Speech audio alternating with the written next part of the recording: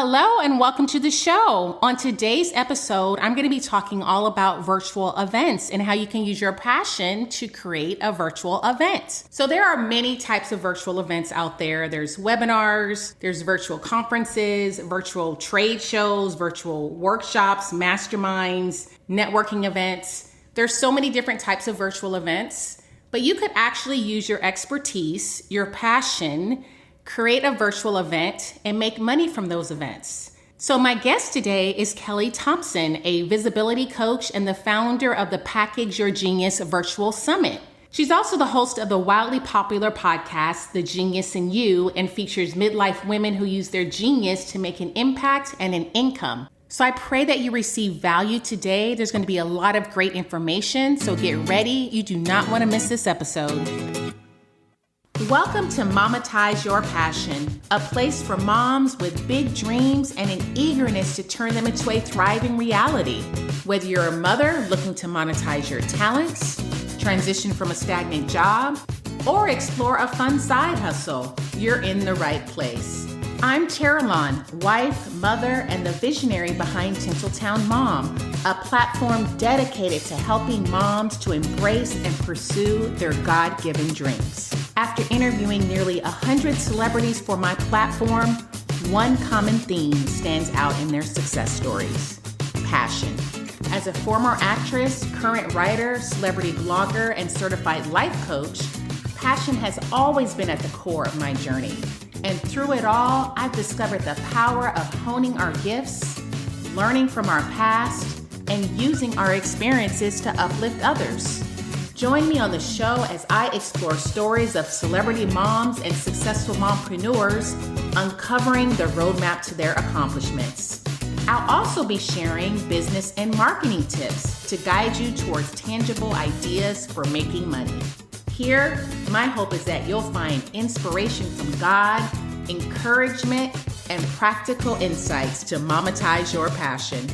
Hey moms, I just wanted to chime in here really quickly and just say that if you don't receive my weekly newsletter, you're really missing out. I talk about all things related to my upcoming book. I tell you about the weekly guests that are on my show. Plus, if you sign up for that weekly newsletter today, you can have a free teen productivity planner. Now, this planner will help keep your kids organized in the summer. It has daily, weekly, monthly goals. It has a workout schedule, a reading log. It has bucket list ideas, plus so much more. So if you go to the link in my show notes, you can download that teen productivity planner for free. All right, let's get into this episode. Hi, Kelly. Welcome to the show. Thank you so much for having me. I'm excited about our conversation. I am too. Now, for those who want to know more about you, why don't you just give us a little insight into who you are, your family dynamic, how many kids you have, and anything else you want to share? Yeah, so I'm a messaging and visibility coach. I help moms create, launch, and sell their high-value offers. I'm also a mom, a wife. I have 4 wonderful children. My oldest is actually old and grown, not old, but she's grown. She's like 24 and she's married and doing her thing. And my youngest right now is 14. And that actually, my oldest getting married was the catalyst for me starting my starting my business and pursuing my own purpose. And that's kind of brought me here today with you. Oh, nice. So why don't you explain in depth, like, what does that mean, your position and what you do, how you help moms? Absolutely. So typically like I said, I help moms create, launch, and sell high value offers. I am all about we as Christian women pursuing our purpose. Like, I believe that we all have a unique gift. We all have experiences, talents, things that God has placed in our lives that we are able to then turn around and kind of help the women coming after us that may be struggling with something very similar, or maybe want to get to where you are. And I really believe that because we all have those gifts, that we should be able to share them. I, in fact, feel like it's our duty to be able to share them. And that's part of the reason we're kind of on this planet. So that's what I do. I help moms who have a passion to pursue, like, their calling. Maybe they have a 9-to-5 and they're looking to do something on the side that they can eventually grow. Or maybe they were a stay-at-home mom like me, and they really just always felt that kind of nudge to kind of go back into the workforce, but really maybe doing something that's unique to them and not working for someone else, but working for themselves. So I help them kind of figure out what that offer is, what that offer looks like, what it is that you are a genius at. I have a podcast as well called The Genius in You, because I'm all about everyone having that genius. So we work together to figure out what that genius is and how to put it out there into the world so that your people will resonate with your message. We're big on messaging and being able to sell that offer so you can kind of do fun things with your family or pay your bills, whatever the case may be. Mm-hmm. Wonderful. So how did you get into virtual events specifically? Yeah. So when I started my business, like I mentioned, my oldest daughter had just gotten engaged, and it was at a time in my life where I was like, okay, Lord, what am I supposed to do now? I had been a stay-at-home mom, retired from the workforce, had, many years in technologies, and had decided to stay home with my kids and homeschool our kids. And so when she got engaged, it was really a wake-up call for me to start thinking like, what is it that I really want to do with the rest of my life? I still have, younger ones at home. My youngest is 13. And so but I was still in that space where, how you spend all your time kind of being devoted to your kids, and then your kids start leaving and it's like, okay, what do I do now, Lord? What else is my calling? And so that's kind of where I was. And so I started with what's in my hand. And that, was a biblical story of Moses when he started with the staff. God gave him the staff, he found the staff, and God used that staff in mighty and amazing ways. Well, I believe that we all have kind of that staff in us. And with that, God is able to do amazing things. It may just be an ordinary staff, but in God's economy, he can make it into whatever he wants. And so I started with what's in my hand. And what I did know was that I knew how to write, and I enjoyed writing. I had done some teaching, English major, all of the things that I had done. And so I was like, maybe I'll start blogging. So I started blogging, hated it. I don't know if you ladies listening to me, you might start something and be like, yeah, no, this isn't for me, right? So hated it, and, kind of learned about copywriting and started doing copywriting, and it was working out pretty well, except I was having a hard time getting clients. And I think probably if you're listening to the sound of my voice and you're listening to this podcast, you probably understand what that looks like if you're a business owner trying to, do your thing and grow your business and just struggle getting clients. And that's kind of where I was. And I had heard about virtual events, and I was like, well, I'm not really sure how that would work for me. Wasn't really sure exactly what it was. But for those of you who don't know, a virtual event is essentially an event that someone can host virtually where attendees can attend, from the comfort of their own home, but they get all of the benefits of an in-person event. Now, that could be a webinar, some kind of training, a 4-hour masterclass, a summit, whatever that looks like for you. And so for me, when I decided to go ahead and start, I got a little bit of training on it and decided I would just go ahead and give it a try. So I did it. I wouldn't say it was a colossal failure. It was definitely a learning experience. Wait, tell us what happened. I want to know the details. Absolutely. So the very first event that I did, it was a webinar. It was a 90-minute training. And I had hired an agency to run some ads for me. It's one of those things you don't know until you know, right? Like, everyone knows, right? So I didn't know. And so I hired an agency that I found off of, I don't know, Fiverr or something to run some ads for me. What I did not know, I knew nothing about ads at all. Remember, I was kind of brand new in this internet space. I didn't mention that. I was never on social media. So I was brand new in this social media space. So I was like, okay, well, I need to get some people. I had like maybe 2 followers. Shout out to my mom and maybe my aunt. So I got this agency and I was like, all right, run some ads for me. I want to put on this event and I want to teach people. At that time, I wanted to teach people how to start marketing themselves through content on social media, because that's what I was doing. And I knew how to do that. And so I was like, okay, well, let me go ahead and see if I can get more eyes on my content. So I hired this agency. The agency ended up bringing me, I don't know, maybe like 150 people that showed up to this event. That's virtual. Good. It was amazing. Oh, okay. Except, however, all of the people that they had kind of brought in were people that weren't really interested in what I was doing. So they were all people from all these, different countries that many of them didn't speak English. They really didn't even know what it was that I was doing. I would ask questions. I would hear absolute crickets. Nobody answered. They were like, we don't really understand what you're even saying. So it wasn't a failure because I learned something. I don't believe that anything is truly a failure. I think that you always learn and grow from every experience that you have. And so I definitely learned from that. But since then, I've been able to put on much bigger events. Like my last event that I did was a summit. I had probably 20 or 30 speakers. for the summit. And now at this point in my journey, I understand what it looks like to attract the right people. And that's kind of huge. Yes, absolutely. Wow. I hope that's a podcast episode for Yeah, it you. should be. That's probably a good idea. Yeah. Actually. Because Yeah. sometimes those failures are what propels us to get to that next thing. Exactly. And I was going to say, people are like afraid to fail, but really, the more quickly you can fail, you're failing forward.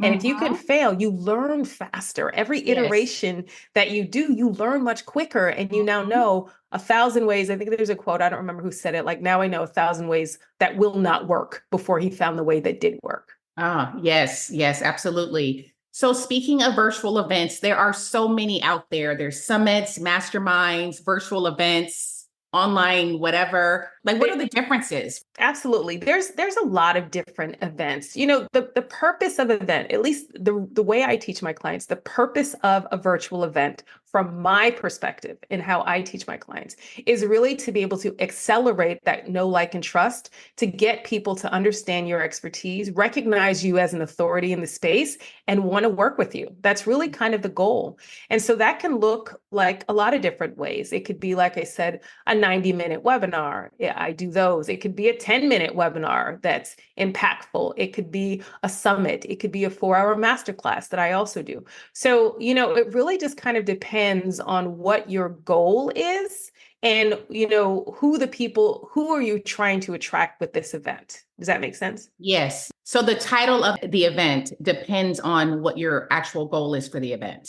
Oh, so much depends on, that the title is just kind of one small part, just you brought that up. So, many times I see that people struggle with in their event from getting the people that they want to get in the event or even selling their offer at the end. The Hmm. title is huge. I mean, that is a big deal. Like, the number one thing, we haven't gotten into mistakes, but since you brought it up, we're going to talk about it, right? Like, the number one thing before you decide to put on an event is to really understand who your person is, because not every industry, probably most, but not every industry can benefit from having an event to share your knowledge and your expertise. There are Hmm. some people that would have no interest in going to a summit or would have no interest in joining a 4-hour masterclass or don't have time to watch a webinar. So before you even think about hosting an event, and like I said, it can be very beneficial to accelerate that know, like, and trust for people. Very beneficial, Hmm. because the 2-second snippet that they're going to get of you on social media is not going to be enough for them to want to work with you. As Yeah. they kind of keep scrolling, they're going to see your stuff and go, oh, that's really cool. I like that Kelly posted that. And they're going to keep on going, right? Now, contrast that with someone who signs up for your masterclass. This person has identified themselves as someone interested in what it is that you do. So now you have a lead, someone that you can follow up with. Then also, I'm a big believer in not putting all your eggs in one basket. So if you are putting all of your marketing muscle behind social media, and if you were on social media a month or so ago, you know that Meta shut down for probably like a few hours. If you were Hmm. putting all of your marketing muscle into social media and your account gets shut down, or Meta itself gets shut down, or the algorithm changes, or there's so many wild cards in that, versus you hosting a virtual event, you having people now raise their hand and let you know, like, oh, wow, that looks really interesting. I'm interested in that. So now you know this person is someone that could potentially be a client. But then also, even if they're not ready to sign up at that moment with you, you can continue to follow up with them. I think I read a stat once that greater than 90% of the people that actually see some form of your content will sign up with you, or less than 10% of the people will actually sign up with you at that moment. But then over time, if you're able to keep in touch with them, then they'll be like, oh, you know what? I really enjoyed that. And maybe they're at a better point or a better position in their life to go ahead and sign up with you. But you won't know that if they're just looking at your content on social media and just kind of keep on scrolling. So again, one of the benefits of social media, of a virtual event rather, is that you get these people on your email list. And that is a whole different marketing strategy and a lot more sustainable. Yeah. Yeah. And I'm so glad you brought up social media because I always tell moms that long form content is ultimately where it's at, because Yes. social media, just like you said, you don't own the ground. It could shut down at any time. You don't have those email addresses. So I always like suggest, I think virtual events is a good way, a good long form content strategy. But I also Oh, say it's great. blogs. I've had a Mm-hmm. blog for 10 years now. So I've, been around for a while with the blog, Yes. but it takes Yes. time to build up, to find your niche, to learn SEO. A podcast is great, or a YouTube channel. That's what I always say. Yeah, virtual event is really a form of long form content. So Mm-hmm. I'm right there with you, Carolyn. Like it makes total sense because you have so many advantages with this long form content, right? Even the podcast, once you have it, you can now break it down into little pieces. You can repurpose it. You can put it different places. It just makes it easier for like a busy mom that's trying to do all the things. A lot of times you see on social media, you see these, these gurus or whatever that are posting content 5 times a day and they're on 40 different platforms and all of the things. Typically, someone like that is going to have a team with them. So, Mm-hmm. if you're kind of looking at that as a way to grow your business, like, oh, I'm just going to show up on social media 24/7. Been there, tried that. And I was completely burnt out from it, first of all, right? But then, second of all, the number of people that actually see your social media content is probably like somewhere between 1 to 5% of your Right. actual, like it really, it doesn't make any sense unless you Yeah. have this really huge account.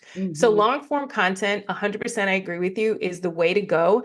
And a virtual event is one of the best ways to do that, because if it's a 90-minute class or a 4-hour master class or even a summit. In fact, right now on my podcast, what I've been doing is repurposing some of the conversations that I've been able to have with some of the women that I've had on the summit and posted that on the podcast. Now that's something that we did, however long. I've done a few summits now, and I can still reuse that content. I can also package it up as part of a resell or my summit archives and sell that. You know what I mean? There's so many Yeah. different ways that you can use a virtual event that can help you grow your business. Wow. Okay, so let's do a scenario. And I'm so glad you brought up Moses, because that's the perfect example. Mhm. Because Moses had a speech impediment and God Right. used him to like be a speaker. So let's say there's a Yes. mom out there who, I used to be a recruiter. I'll just say she's a recruiter. Hmm. Let's say she's trying to transition out of a corporate position and she's thinking maybe a virtual event, but I'm not a speaker. I don't know if I'll feel comfortable doing a virtual event. Like, how would you guide that mom if she were to come to you?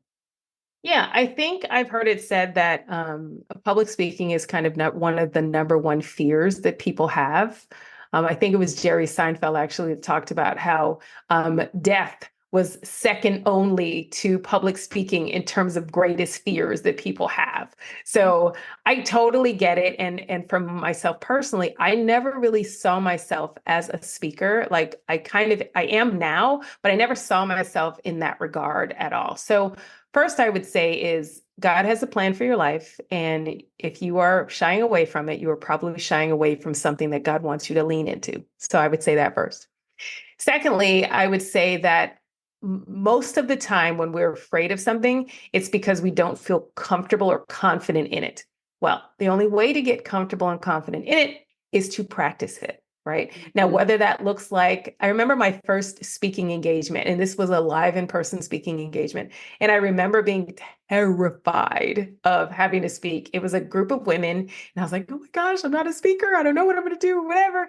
And I practiced at home by myself, memorized my speech and practiced. And how did I feel about it at the end? Just thankful that it was over. Did I think that anyone got anything out of it? I don't know, maybe, but the goal is really not for perfection. So many times that we put so much stress on ourselves thinking, oh, it's got to be this way and it's got to be like this.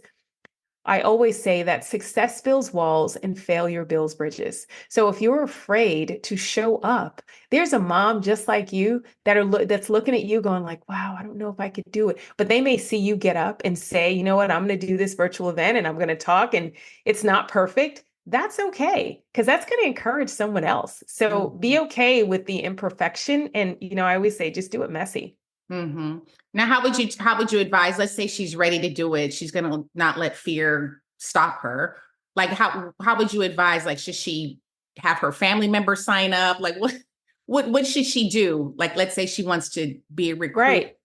to help people. with these virtual events? Yep. So I would say the very first thing that I work with my clients on is messaging. You have to be crystal clear on who your person is, right? And I'm not saying like so many times people kind of come to me and they say, well, I know I want to, help busy moms. And well, a busy, empty nest mom is different than a busy mom with toddlers and a busy mom with teens, right? Like all of these things are different. And so many times when we start our business, and it's not our fault, like you start out with an idea of what maybe God put in your heart of what to do, but that doesn't mean you know how to market it well, right? And so, and there's so much conflicting information out there. So it's not your fault that you don't understand how to market your business. So number one is you have to be crystal clear on who that person is. And that takes research and that takes digging in to figure out who they are, where they hang out. Do they read blogs? Do they listen to podcasts? Will they attend a summit? Will they do better with a masterclass? So really first doing that research to understand who you're trying to reach. Second, what is the goal of your virtual event? I teach my clients how to make sales from their event, right? So sales speaking is different than informational speaking. So if I were to just do a training that I'm going to do that maybe I'll possibly repurpose and sell is different than hosting a 4-hour masterclass where it's the goal might be to get clients from this talk. So it's a different sort of speaking. It's not just I'm going to wing it and figure out what happens during the event. You really need to be prepared and understand what your goals are. That's number 2. So what's your goal? Who's your person? What's your goal? And then the third thing is that you really need to be clear on your timeline. I think another thing that kind of trips people up is they underestimate the amount of time it takes to put together something as simple as maybe a 90-minute webinar. Like it takes a lot of time. You need to understand what it is that you're saying. And then you have to figure out once you have the webinar done, then how are you going to promote it? Where are you going to promote it? Figuring out those sorts of details and giving yourself enough time to promote it so you can have enough people show up to it. And then making sure you know what you're doing on the back end of that. What is the plan? Are you selling something or is it just for information purposes? Are you going to sell that thing? If it's that you want to pitch your offer at the end, well, there's a whole different dynamic that goes with that. There's follow-up sequences for emails and things like that that you need to be aware of if that's your goal. Mm-hmm. Now, would you recommend, let's say there's a mom listening and she just wants to start this process of doing virtual events. Like, would you say like doing something like I think it's Ebright, where you can do like a free virtual event, or you can sign up for free and maybe meet on like Google Meet and set it up. So she's not paying, I guess, for like the setup of it. Like, would you say that would be a good strategy, like starting off like that, just to kind of practice it and get her feet wet? I mean, with the virtual event, all you really need is a Zoom account, right? Like that's essentially like I've done pre-recorded, I've done live. If you're going to do, let's say that for simplicity's sake, you're going to do a 90-minute webinar and it's going to be live. Really, all you would need to do is start promoting it, like maybe on social media, or if you have a current email list, wherever you plan to promote it. If you want to run ads, if you have a podcast, whatever, you're going to promote it. And then you're going to send out emails. You're going to confirmation email. Hey, you signed up for this event. Here is the Zoom link that we're going to be using. And they show up on that day. It really can be that simple. Like it doesn't have to be any more complicated than a Zoom link and an email letting people know, hey, show up. This is the day. Mm-hmm. Now, to increase your show up rates, obviously, there's a little bit more to it than that. You might want to send out a few more reminders. You might want to promote it more to different places. Maybe you do want to run ads. You don't have to, but maybe that's something you want to dabble in. Or maybe you want to make sure that you are announcing it in a group that you belong to. However you do it, but it really can be super simple. So many times we kind of overcomplicate things. But really all you need is a Zoom account and then one email so you can follow up and say, hey, here's your link. Yeah. And I know some schools of thought are to have a free virtual event. And then after the event, then you make your offer to the people who've shown up. Is that your suggestion? Or what if someone wants to actually charge for the event and that's how they're, wanting to monetize? Yeah, I've done both. It really just kind of depends. I can't make a generality per se because it really depends on your people, right? Like every audience is different. Like if I have a specific financial offer in the financial services industry, it would be maybe easier for me to charge like a price point of $97 for this ticket because they're going to get some real actionable information that they can then use in their financial services world. But if I'm like in the health and wellness space and I'm doing a 90-minute webinar or talk or whatever, there's so much information out there in the health and wellness space that maybe people be like, I don't want to pay for something like that. I don't even know what I'm going to get. Right. So it really Mhm. depends on the audience. In general, generally speaking, a free ticket is going to get more people than a paid ticket. Yeah. Obviously, right? Because people are Mhm. going to be more willing to just kind of like, oh, I'll sign up for that. However, that being said, if you are selling a paid ticket, you have more a likelihood of the person showing up, right? So free ticket, roughly the estimate is somewhere around 10% of the people who sign up for a free ticket will actually show up to the event. Wow. Paid ticket, 80% of those people will show up to the event. Interesting. Yeah. So it really just kind of depends.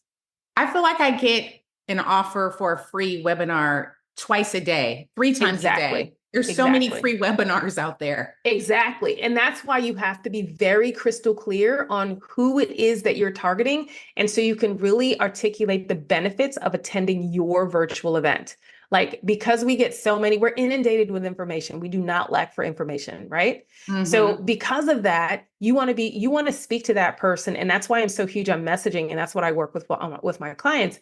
You want to be so clear that they're like listening to your or reading your stuff about your event. And they're going like, oh my gosh, she's like in my head. Like, this is exactly what's going on with me in my world. Like, I have to sign up for this thing. It's Yeah. that kind of reaction that you want. And many times I see people that put on these events and it's not like that. It's really more generic, which you're going to get people sign up for it, but maybe not really get any kind of transformation, maybe not learn anything from the event. And if you kind of start making that your habit where people are not really going to be invested, they're going to be less and less likely to attend future events that you have. And that's the challenge. Right. Right. And I know earlier we spoke a little bit about the different types of events. We didn't go into detail, as far as what they are. Is there like a pecking order? Like if you're just starting, you're going to have this, or if you're an expert, you do the mastermind or a summit. Like, is there kind of like a pecking order for virtual events? Great question. Not really. It really is personal preference. What I found, the first event I did was a webinar. And the next event I did after that was a 4-hour masterclass. And the goals are different for each, and it really just, again, depends on your audience. And it really is all about testing. So there is no pecking order per se. You're Hmm. free to do, there's no like police, there's no entrepreneur police that are saying, hey, what are you doing? You haven't been doing this long enough. You can't do a summit or whatever.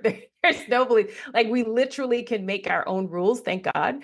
So we Hmm. can do what we want. So it's really what makes most sense for you. Tackling something like a summit as your first event might be overwhelming for you if you are not someone who is okay with kind of juggling, all the balls, right? Can There's you a lot explain of. what a summit is, just because people may not know? Absolutely. Yes, great. So a summit typically is where you collaborate with other people to create this event. So you would be the host, and then let's say you invite 10, 20 people that could provide value that your ideal audience or your target market would be interested in. So it's typically somewhere between 3 and 5 days where you have either recorded or you have it live, and you host it somewhere so people can get the replays if they sign up for a free ticket. Okay. So when someone comes to you, you actually help them put on a virtual event, and you also do your Correct. own virtual events. Is that what you do? Yes. I do my own virtual events, and then I help people create, like I said, I help them create first their messaging. Who are they talking to? And Hmm. then we go through their visibility strategy, and which will include some sort of content to promote. And then we talk about what their event is going to look like. And that all kind of comes from, the messaging that we dive into in order to make it successful. Okay. So what is someone's thinking, okay, this sounds great. Maybe I'll start doing virtual events. Like, what do you think is realistic? How many virtual events can this mompreneur do every year? Like, is it feasible to do one per month? For Oh, example? 100%. Yeah. Like once you get the skill and understand how to create your event, you can literally do that same event once a month to, invite people to, or you can change it up and do a different event. You can do one every 2 weeks. I've heard people say that they've done like the same event every single week. So it Wow. really is up to you to do it. The hard part is really kind of understanding the strategy behind the event. And Hmm. then once you get that knowledge, then, you're free to be able to use it whenever. Yeah. Now, what do you think are some other ways to market this event besides social media? Well, I told you I shared about ads, and the ads are probably one of the most effective ways, but it's expensive, right? So, I say if you don't want to burn your money, then probably don't run ads because there is a likelihood that you will be burning through money before you start getting a return.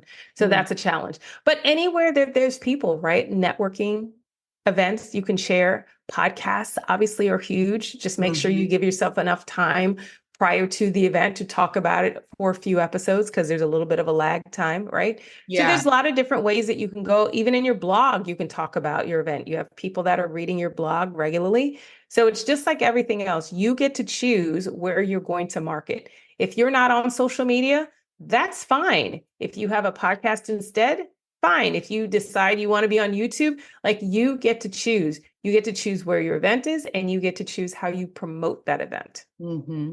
And on average, how long does it take and I know this probably varies depending on what type of event. Let's say someone's doing a virtual event for the first time and it's them as the host. Let's say it's an hour. Like, how long on average should a mom give herself to plan an event like this? I would say probably no less than 6 weeks to plan it, to create the content for it, to create like a follow-up sequence of emails or something. At least 6 weeks. I think 6 weeks is probably a reasonable time. Okay. Now, is there Yeah. anything else a mom listening needs to know about these virtual events before we end? Yeah, I mean, virtual events are a fantastic way for you to grow that know, like, and trust. And, for those of you, if you're not sure what that is, in order for someone to buy from you, they need to know, like, and trust you. And showing someone what you do and how you can help them and demonstrating your expertise in something like a virtual event is the absolute best way to do that because people get to see your personality and they get to spend some time with you and understand exactly how you're going to help them. The key is making sure you're clear that you know how to help them. You know your offer, you know who you're targeting, and all those sorts of things for it to be a successful event. Awesome. Thank you so much, Kelly. This was so great. Now, where can people find you if they want to know more about you and maybe your services? Yeah, absolutely. I'm on Instagram most frequently, Kelly Thompson and Co. and CO. And then I'm also on Facebook as the Kelly Thompson. Awesome. I hope you learned something today. If you did, I would love to hear from you by way of an encouraging review. As you know, this platform is meant to be a blessing to mothers, so any support you give would be so appreciated. Until next time.